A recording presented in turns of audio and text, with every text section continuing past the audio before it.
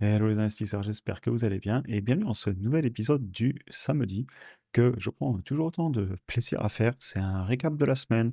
Je vous parle aussi un petit peu de ce qui me traverse la tête en ce moment, de ce qui se passe sur les marchés, etc. Dans cet épisode, on va donc parler de la Banque centrale américaine qui n'a pas baissé les taux, des chiffres de l'emploi aux États-Unis qui seront plutôt mauvais et justement les marchés commencent à se dire bon, ils auraient quand même dû baisser les taux parce qu'on en reparlera, mais une fois que l'emploi commence à dégringoler, c'est généralement un peu trop tard pour réagir. De la baisse en bourse qu'on a eue ce vendredi suite à la longue hausse depuis avril. Deuxième partie de vidéo, on parle du secteur du médical et de l'assurance, Novo Nordisk, UNH, IMSS, etc. Qu'est-ce que je fais? Je reviens encore sur ce secteur parce qu'il est important pour moi, notamment parce qu'on a des entreprises qui corrigent fortement en ce moment et peut-être que l'une d'entre elles pourrait m'intéresser si elle continue à baisser. Je vous parlerai aussi des résultats qui arrivent la semaine prochaine, un petit peu d'options, et cetera. À noter quand même que même si le S&P 500, certes, sur 5 jours, il a fait moins 2,5%, sur un an, on vient quand même d'avoir une année absolument incroyable avec beaucoup d'opportunités, notamment en avril, et on a fait plus 16,67% sur un an sur le S&P 500. Et on regardait l'autre jour la performance du portefeuille, et il y a pas mal de personnes dans le school qui sont en train d'avoir vraiment des actions qui explosent. Bravo à vous. Et je tiens à le dire, Heu, il faut savoir profiter, de ces bons moments. La bourse sur le long terme, on connaît la tendance. D'ailleurs, on va en reparler, juste après et voilà, OK, hier, il y a eu une journée un petit peu dure en bourse, mais sur le long terme, il faut quand même prendre du recul. Évidemment, comme d'habitude, c'est le Jeune de Conscient Investissement. Je vous partage ma vision des choses et cetera, mais chacun prendra ses propres décisions. Et pour information, pour les personnes qui sont dans la communauté, j'ai posté une vidéo hier avec pas mal d'analyses d'entreprise et cetera et lundi, on fera une revue de portefeuille. Allez, on attaque avec la vidéo. Donc, tout d'abord, la Banque centrale américaine n'a toujours pas baissé les taux aux États-Unis. Et juste après ça, on a eu des chiffres de l'emploi qui sont clairement pas du tout en ligne avec ce à quoi on s'attendait. Ils sont bien plus mauvais. Et surtout, les prévisions ont été dégradées. Donc, globalement, on commence à avoir des faiblesses sur l'emploi. Et ce que j'écris là-haut, c'est que bah, une baisse des taux, elle n'empêchera pas les dégâts sur le marché du travail si cette baisse des taux est faite en réaction. D'ailleurs, les marchés obligataires, clairement, avec le CME Watch Tool, anticipent que les taux vont baisser en septembre et bah, cohérent. Le 5-year break-even inflation rate, lui, il bouge pas depuis maintenant 2023. Les marchés obligataires sont convaincus que l'inflation, le problème est réglé. Et vous voyez que même actuellement, ils nous mettent sous les 2,5% dans 5 ans. À noter aussi, dans cet ensemble, au final, même si on a des mauvaises nouvelles sur l'emploi, les entreprises, elles vont bien. Les résultats, globalement, sont impressionnants. Je suis pas du tout inquiet pour mes investissements. Je vends surtout pas, bien au contraire, j'achète les opportunités du moment. Et c'est quelque chose qu'on a déjà connu ensemble, notamment, en 2021-2022 quand il y avait, des difficultés et c'est hélas un classique pour les entreprises que de profiter, d'une raison ou, tout simplement d'avoir une bonne raison, quand ça commence à aller un peu mal et qu'il commence à avoir des risques sur l'économie puisque, il y en a, notamment si vous regardez l'immobilier, ça va très mal et certains autres secteurs aussi. Bref et très souvent, ça peut en profiter pour licencier puis réembaucher ensuite, notamment aux États-Unis, c'est quelque chose qui arrive régulièrement et il faut rajouter à ça aux gains de productivité qu'on commence à avoir dans l'IA et je voulais le rappeler aussi, se protéger avec ses finances personnelles. Avoir toujours un fonds de sécurité de côté, avoir de l'épargne, apporter beaucoup de valeur ajoutée sur le marché parce que si on se prend une difficulté économique, c'est en ayant des finances personnelles bien gérées et en créant de la valeur sur le marché qu'on va mieux passer, ces moments de difficulté. Mais à savoir que c'est pas forcément corrélé, c'est ce que je voulais vous dire. C'est pas parce que l'emploi, va mal et que la Fed n'a pas baissé les taux que les entreprises vont mal. C'est pas, du tout, corrélé et même pour certaines entreprises, ça peut plutôt aller dans l'autre sens. Je voulais le rappeler. On continue, rapidement avec quelques autres indicateurs. Le Fear and Good Index, donc, l'indice de la peur et de l'euphorie, il y a 2 semaines, on était à 75 dans l'euphorie extrême. Aujourd'hui, on est revenu à neutre, avec juste une petite baisse et ce qui est marrant, c'est que je tiens à le rappeler, sur le long terme, là, vous avez, la tendance, par exemple, du MSCI World sur 5 ans. Je pense que la tendance est claire. Vous voyez qu'on a commencé un nouveau, marché haussier là, au niveau de mon pointeur rouge que je vais vous allumer et ben, on est toujours dedans. Ça, c'est le rapport de JP Morgan. Ils ressortent de temps en temps ces courbes et on voit, ben, que les marchés haussiers sont plus longs, clairement et aussi, très puissants par rapport au marché baissier et ce que je tiens à vous dire ici, c'est que le sentiment du marché, ça va, ça vient. Il y a les petites peurs du court terme, l'euphorie. Final, moi, je prends vraiment du recul et on en parlait beaucoup dans le school. Personnellement, je vais me concentrer sur ce que je contrôle. Gérer mes finances personnelles, avoir mon épargne de sécurité, et puis ensuite amener de la valeur ajoutée sur le marché pour augmenter mes revenus, augmenter la différence entre ce que je dépense et ce que je gagne pour investir pour mon futur. Et ensuite, bah, analyser les entreprises de qualité et investir et saisir les opportunités du moment. Et on fait beaucoup d'achats en ce moment parce que clairement, et on en reparlera d'ailleurs après sur le secteur de la santé, il y a des titres qui se font massacrer et il y a certainement des choses à faire sur certains secteurs. On pourrait aussi parler du secteur du luxe qui va mal, des entreprises aussi même dans des secteurs beaucoup plus chauds comme les microconducteurs. On parlait encore il n'y a pas longtemps de LVMH, vous avez Novo, UNH, ASML, etc. Il y a des dossiers qui me font peur, d'autres qui me font moins peur, on en a déjà parlé sur la chaîne. Je sais pas pourquoi je vous parle de ça, mais c'est la vidéo du samedi, je dis ce que je veux. Bref, j'adore cette vidéo, c'est incroyable. Donc voilà, prendre du recul, parce que la tendance elle est claire, et si vous regardez même les performances là, sur 5 ans, vos portefeuilles et tout le parcours qu'on a partagé sur la chaîne depuis ces années en fait, hein. Le nombre de messages d'ailleurs que je reçois, ça fait super plaisir, merci à vous, hein, les messages sur aussi bien la baisse qu'on s'est pris en avril, où on a acheté du Nvidia, du Amazon. Je reçois beaucoup de messages sur IMS, bon je comprends parce qu'il y a l'euphorie dessus en ce moment, mais bravo à vous, et ça je tenais à le dire, j'ai reçu plein de messages en disant ouais, les gains sont incroyables, etc. Oui, c'est du court terme, attention, ça peut corriger, et je tiens aussi à le dire, certes on en a parlé sur la chaîne, mais c'est vous qui avez pris la décision d'acheter, c'est vous qui avez appuyé sur le bouton, c'est vous qui avez fait vos analyses. Donc bravo à vous. Je tenais à le dire. Et bravo d'avoir tenu toutes ces peurs, toutes ces baisses. Retournez voir les vidéos qu'on faisait en avril. C'était pas marrant. Le nombre de messages qu'ils pouvaient avoir de peur qui sont passés de partout. Et au final, bah, vous avez tenu. Et aujourd'hui, on en récolte les fruits. Bravo. Je tenais à le dire, c'est important d'envoyer de la motivation aussi. On continue, je veux pas que cette vidéo soit trop longue, elle va être longue.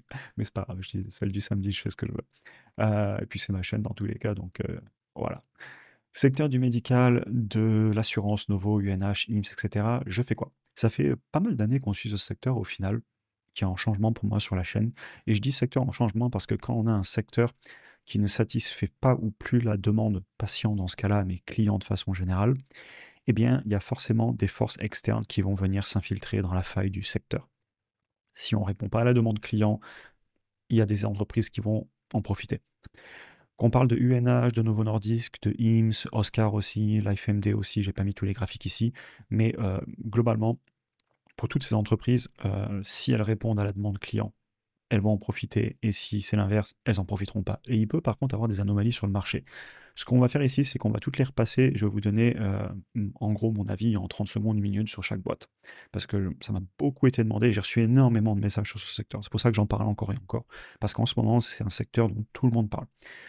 UNH. Je vais en reparler, je vous l'ai dit, j'ai fait un post ce matin dans le school, et j'en reparlerai aussi sur la chaîne plus tard. Là, j'en avais parlé il n'y a pas longtemps d'ailleurs, donc vous êtes au courant. Je pense pas que ce soit une entreprise qui soit morte. Je pense que l'entreprise est juste à un niveau de prix qui commence à être en retour avec la réalité. Enfin ça, je disais ça quand on était autour des 300, des 280. Là, à 240, on commence encore à vraiment s'écrouler. Je regardais ce matin, on a quand même des multiples sur les flux de trésorerie disponibles, donc un price to free cash flow, on est en train d'arriver sur les 8. Ça commence à être bas pour une entreprise qui, je pense, n'est pas morte. Je suis pas encore du tout en train de rentrer dessus. Je suis très patient parce que je pense que la baisse n'est peut-être pas finie, et j'aime faire des bonnes affaires. Et je rentrerai pas forcément dessus dans le dur, mais et d'ailleurs je rentrerai peut-être certainement pas du tout dessus. Pour l'instant, c'est un non catégorique sur ENH. Mais si ça baissait encore à un point où la valo deviendrait cohérente, eh ben, je pourrais prendre un risque asymétrique dessus. Et j'en reparlerai, mais c'est pas le cas ce jour. Novo, dont j'ai beaucoup parlé sur la chaîne, j'ai fait plein de vidéos. Et j'ai rien contre le dossier. D'ailleurs, je pense que la valorisation est tout à fait cohérente. Heu, j'ai déjà fait des vidéos dessus sur la chaîne, la valorisation ne me choque pas. Pour moi, c'est des problèmes plus fondamentaux sur le fait qu'il y a une demande énorme sur leurs produits, avec beaucoup de concurrence, assez de facilité à le fabriquer. Je pense qu'ils s'en sortiront, je pense qu'ils auront leur part du gâteau, mais je comprends que la valorisation se soit écroulée parce qu'il y a un retour avec la réalité du marché, avec Eli Lilly en face, avec aussi des molécules qui vont tomber dans le domaine public, et surtout, je regardais les statistiques, aller les chercher. Il y a de plus en plus de personnes qui payent de leur poche pour ces traitements, parce que tout le monde n'est pas couvert si on n'a pas des problèmes type diabète, etc. Et il y a un moment, il faut aller où la demande client est. Et ceux qui répondent à la demande client, c'est les personnes qui innovent dans ce secteur, qui court-circuitent les assurances, qui disent, ben, il y a un moment, les gens sont mal soignés par les assurances, en grande partie. C'est pour ça qu'UNH s'est fait massacrer, hein. C'est aussi pour ça que tout le secteur des assurances souffre. Et quand vous avez des acteurs comme IMSS, comme LifeMD, comme RO aussi, qui est pas coté, mais c'est une entreprise, vous irez chercher, qui répondent à cette demande, et ben, il faut que Novo aille via ces acteurs certainement fournir en partie la demande. En tout cas, c'est ma vision des choses que je partage ici. Et évidemment, ça va compresser leur marge et évidemment, la part du gâteau, elle est tellement grosse qu'il y a d'autres personnes qui vont s'y attaquer. Donc Novo pour moi, pour l'instant, c'est non. Il faudrait que ça corrige vraiment beaucoup pour que ce soit oui. Et depuis les points hauts, je disais non et je continue à le dire. C'est mon avis, chacun fera ce qu'il veut. IMSS, bah, je suis dessus depuis très longtemps et honnêtement, si elle corrigeait suite au résultat la semaine prochaine, je pourrais en acheter plus. De la même façon, l'AFMD, on attend les résultats. Je vais exercer des options d'achat en août. J'en veux plus. On verra, ça pourrait baisser. Encore une fois, moi je fais pas du court terme hein, sur ces titres, je fais du très long terme. Et d'ailleurs, même UNH ou Novo, si les valorisations, parce que j'ai pas dit non à ces entreprises, j'ai dit non à ces prix-là. Si les valorisations s'écroulaient encore, je pourrais pourquoi pas rentrer dessus. Il y a un moment, la valorisation, faut pas déconner. Si elle est trop basse, bien sûr que je peux m'y intéresser, mais pas à ces prix et pas au prix encore plus haut dont on a déjà parlé souvent sur la chaîne. Mais bon, la correction est en train d'avoir lieu et je pense que c'est normal. Par contre, ce que je vais vous dire, c'est que c'est une vision très long terme. Je suis pas inquiet pour UNH, je suis pas inquiet pour Novo, je suis inquiet pour aucune de ces entreprises sur le très long terme. Et c'est pour ça que je vous parle de long terme. IMSS et la FMD, ça peut vraiment corriger sur le court terme, mais je suis dedans pour le long terme. Et Oscar, pareil, très asymétrique, un peu à la UNH, avec le ACA aux États-Unis. C'est des risques assez asymétriques, j'en ai déjà parlé, pareil. On va pas s'éterniser, la vidéo va déjà être trop longue. Mais tous ces dossiers, en fait, ils m'intéressent, mais juste à différents niveaux de prix et à différents moments. Mais il y a du changement dans le secteur. Et je pense que c'est pour le meilleur. Parce que si le secteur revient à répondre à la demande patient et ou client, et il n'y aura pas le choix parce que c'est du médical qu'il faut répondre à la demande patient, il peut se passer des belles choses.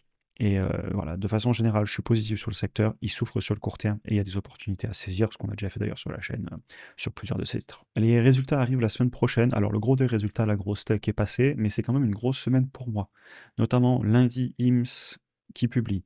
On a aussi BRK, Berkshire Hathaway et Palantir qui publie pour ceux qui les ont. Mardi, AMD, j'ai Nvidia en portefeuille, et puis c'est le secteur des microconducteurs, donc secteur très important en ce moment. L'AFMD qui publie aussi. Le lendemain, on a Novo, Oscar, ELF, Celsius. Donc beaucoup de sujets à traiter. IMSS, j'ai eu pas mal d'options qui ont expiré hier. Donc bah, là, j'ai quoi, plus de 500 dollars large dans la poche, acté, donc je suis content. Et ça fait 2 mois là que j'ai rattaqué très sérieusement les options. J'en fais depuis 2021. Mais j'ai commencé à le traquer en fait un peu en même temps que le school parce que je me suis rendu compte qu'il y a énormément de personnes qui m'en parlent. Donc je me suis dit, bah c'est quoi, commence à le traquer. Et donc j'ai acté là sur 2 mois 1500 dollars dans la poche de prime. J'ai un petit peu plus de 6400 au total, dont les 1500 déjà actés qui sont engagés. Et au fur et à mesure des mois, je ferai le suivi. Dites-moi si ça vous intéresse de faire le suivi dans le temps. Enfin, vous me l'avez déjà dit un peu dans les commentaires. J'ai conscience que c'est un peu plus avancé, mais vu que j'ai toujours souhaité partager le parcours, etc., ben, je continuerai à en parler. ELF et Celsius qui vont publier, ça m'intéresse notamment pour la vente de covered calls avec des deltas assez faibles. Je vais attendre que la volatilité passe puisque les résultats arrivent, donc je ne vais pas vendre des covered calls juste avant des résultats. J'ai pas non plus envie de perdre mes actions avec un delta assez faible, c'est peu probable sauf pendant les périodes de résultats. Et au pire de toute façon, je pourrais rouler, mais je ne veux pas le faire en période de résultats. Bref. Oscar va publier Novo Nordisk, l'AFMD à suivre notamment parce que j'ai les options dessus aussi, et IMSS parce que l'entreprise s'est quand même beaucoup appréciée. Et si elle venait à corriger, je suis très intéressé, très très intéressé par ce dossier. Donc voilà un petit peu pour le récap de la semaine. Beaucoup de sujets à suivre en ce moment. C'est un peu éparpillé dans tous les sens ces vidéos, mais c'est pas grave, parce que moi j'adore les faire. Et en fait, c'est avant tout pour moi-même, parce que c'est littéralement ce que je fais, ce que je vais suivre. Et c'est des vidéos qui ressemblent pas mal à ce que je fais d'ailleurs dans la communauté et dans le programme. Un peu plus brut de décoffrage. Je fais quand même du montage, etc. Parce qu'il faut du dynamisme sur YouTube. Mais bref, voilà, je me perds dans mes pensées. J'espère que ça vous aura intéressé. En tout cas, n'hésitez pas à me le dire en commentaire. Pour rappel, pour ceux qui sont dans le programme, vous avez évidemment accès à la communauté. Pour ceux qui ne sont pas encore rejoints dedans, envoyez-moi un mail, je vous rajoute dedans. Et pour toutes les personnes qui ne sont pas encore dans le programme dans la communauté, vous avez les liens en description. La communauté, c'est sans engagement et en fait, c'est les vidéos que je faisais déjà dans le programme. Et dans le programme, vous avez tous les modules de formation, mes fichiers, mes prix cibles, etc. Donc le programme, c'est beaucoup plus axé apprentissage, méthodologie, etc. Et la communauté, c'est beaucoup plus aussi d'ailleurs un point d'entrée qui permet sans engagement de découvrir un peu plus de mon travail, etc. Et ensuite, d'ailleurs, c'est super intéressant parce que ça fait un point d'entrée pour le programme, pour ceux qui veulent aller plus loin. Et la communauté, ça peut être un point d'entrée pour ensuite plus tard rejoindre le programme et se rendre compte un petit peu de tout le travail qu'on fait derrière les vidéos exclusives, etc. En tout cas, un grand merci d'ailleurs à tous ceux qui nous ont rejoints cette semaine. Ça fait plaisir, la dynamique est excellente. Et sur YouTube aussi, je continue à faire beaucoup de travail. J'essaie de vous partager toutes mes analyses, etc. Ça change rien au travail qu'on fait.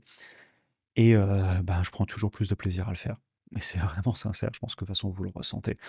Je pense que vous avez vu le changement depuis un an et demi sur la chaîne où, c'est plus à la cool, je suis plus relax, où vraiment je prends beaucoup de plaisir à faire ces vidéos, c'est ma passion aussi et c'est pour ça que j'ai recentré tout le contenu, plus en mode, ben, je traite les sujets que j'ai envie de traiter, tant pis si des fois ça fait moins de vues. Des fois, je fais des vidéos, pourquoi on traite cette action alors qu'elle intéresse pas de monde. Bah, peut-être parce que ça peut aider, peut-être aussi parce que c'est des cas d'études et puis des fois on traite des actions sur lesquelles je suis hyper positif et IMSS, elle est à x7, x8 par rapport au prix que je la payais à l'époque et j'en avais pourtant racheté quand elle a baissé il y a un mois, là, quand elle avait fait -30 à cause de Novo.